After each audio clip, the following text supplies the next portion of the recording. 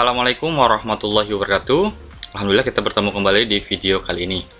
Pada video kali ini kita masih membahas tentang rapot, lebih tepatnya rapot SP. Video sebelumnya kita sudah bahas bagaimana cara memasukkan tujuan pembelajaran ke dalam rapot SP.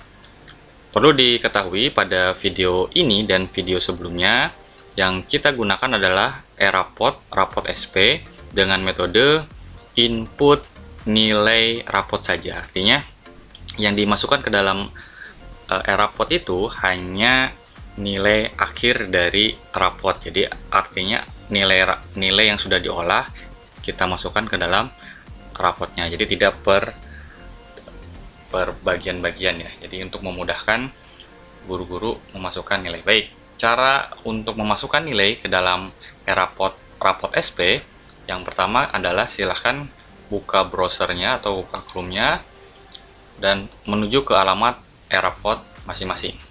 Kemudian masukkan username-nya, kemudian sign in, kita pilih sekolahnya.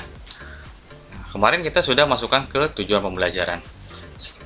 Sekarang kita masukkan nilai rapot. Nilai rapot itu ada di bawahnya tujuan pembelajaran, yaitu nilai rapot.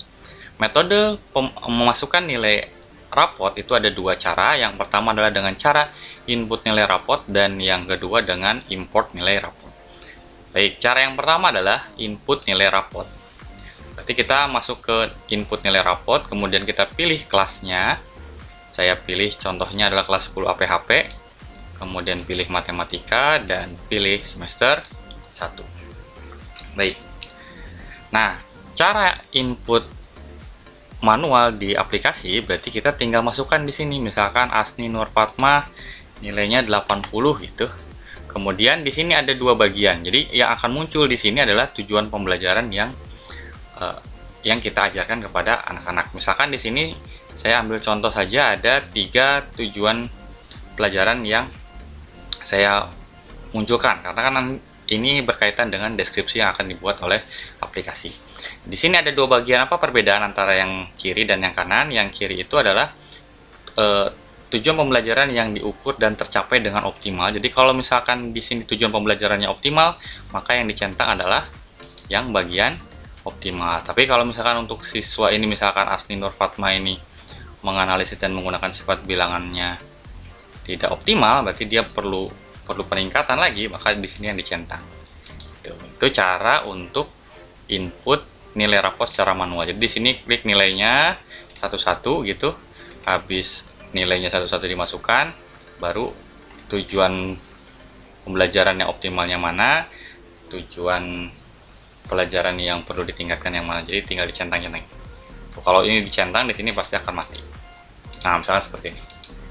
Ketika sudah selesai semua udah diinput, jangan lupa kita klik di bagian bawah, nanti di sini simpan data nilai. Itu cara yang pertama. Cara yang kedua adalah dengan menggunakan import nilai rapot. Nah, untuk memudahkan kita, jadi nanti di bagian input nilai rapot itu, di bagian input nilai rapot yang akan kita inputkan dengan aplikasi dengan template yang ada itu adalah hanya nilainya saja. Untuk deskripsinya nanti kita tetap masukkan deskripsinya atau tujuan pembelajaran optimal dan perlu peningkatannya tetap di input nilai rapot. Oke, kita contohkan saja. Contohnya adalah kelas 10 APHP. Saya pilih kelas 10 APHP, mata pelajarannya matematika, semesternya semester 1. Oke, di sini nanti ada download format nilai matematika umum kelas ini. Kita klik aja. Oke, setelah itu kita buka. Tunggu beberapa saat. Nah, muncul seperti ini.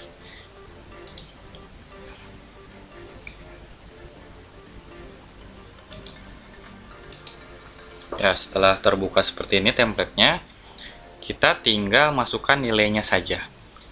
Tapi di capaian tertinggi dan perlu dioptimalkannya kita nggak usah isi dulu. Nanti kita isi manual saja di aplikasi rapotnya. Oke, saya contohkan ini.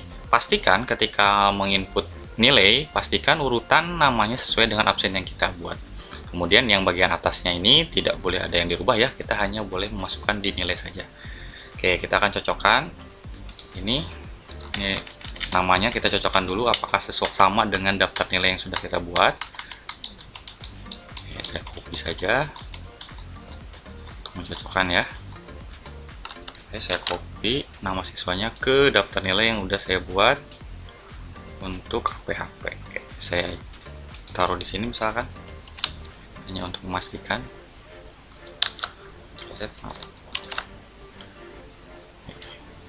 Kita cocokkan dulu apakah sudah sama namanya biar tidak tertukar nilai dari siswa kita. Mayasari Mila Muhammad Nafat.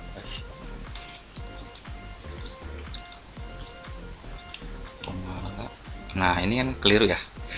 Terbalik, Nurlaili di database masih ada, sedangkan di sini sudah tidak ada. Berarti Nurlaili ini udah keluar. Berarti saya tinggal tambahkan satu set aja biar nanti tidak keliru. Berarti di Nurlaili ya. Oke, berarti saya mulai di sini karena ada yang beda. Ini ada kasusnya. Ini sedangkan yang atasnya sama, maka nilai yang sudah kita siapkan kita copy.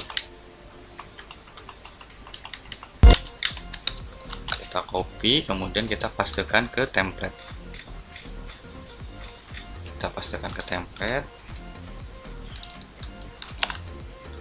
Oke, paste. Nanti kalau di Excel itu menggunakan paste spesial ya, hanya nilai saja. Kalau saya menggunakan spreadsheet Google itu menggunakan Ctrl Shift V. Nah, Nurlaili kan nggak ada, tadi lanjutnya ke Putri. Oke, hati-hati memasukkan nilai dengan metode ini biar tidak tertukar. Oke, ini kita cocokkan lagi, copy lagi, kita cocokkan. Oke, Putri, Reta, Riko, Rini, Rizka, Salsabila, Sandi, Saskia, Seliana, Simpi, Tesya, dan Winda. Oke, udah cocok ya. Berarti kita lanjutkan kopinya dari mulai Nurlaili.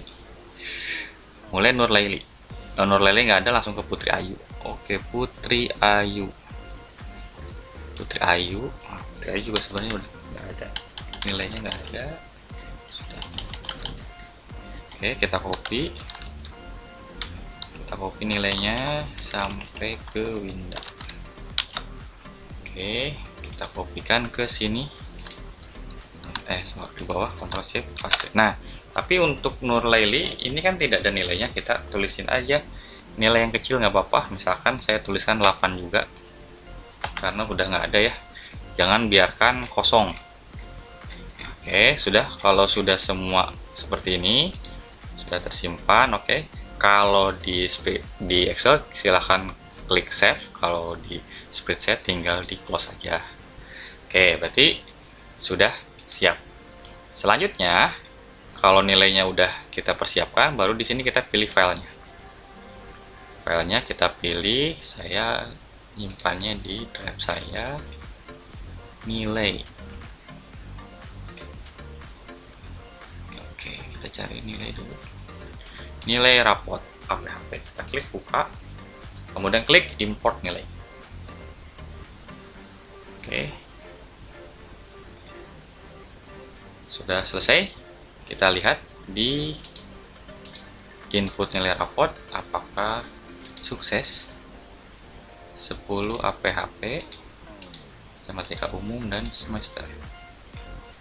Nah, nilainya udah langsung masuk ke sini.